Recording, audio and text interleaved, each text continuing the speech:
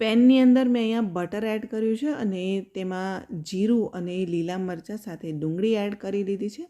આ બધું સોતે કર્યા બાદ તેની અંદર મેં ચોપ કરેલી અમેરિકન મકાઈ એડ કરી છે અને ત્યારબાદ તેમાં દાળિયાનો પાવડર 2 ટેબલસ્પૂન જેટલો ઉમેરી તેને મિક્સ કરી લીધું છે, જેનાથી મોઇશ્ચર લોક થઈ જશે.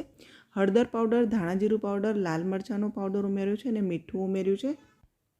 આ ફિલિંગને થાળીમાં કાઢી તેમાં ચીઝ, રેડ ચીલી ફ્લેક્સ અને લીલા ધાણા એડ કરીશું અને બધું બરાબર મિક્સ કરી લઈએ.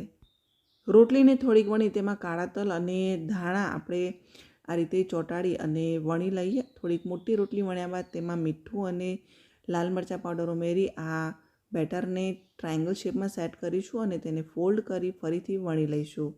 પરાઠાને બંને બાજુ થોડાક શેક્યા બાદ આપણે ઘી ઉમેરીશું અને ઘી સાથે શેકીશું. એકદમ સરસ ફૂલેલા પરાઠા તૈયાર છે. ચીઝ કોર્ન પરાઠાની રેસીપી પસંદ આવી હોય તો લાઇક, શેર, કોમેન્ટ અને સબસ્ક્રાઈબ કરજો.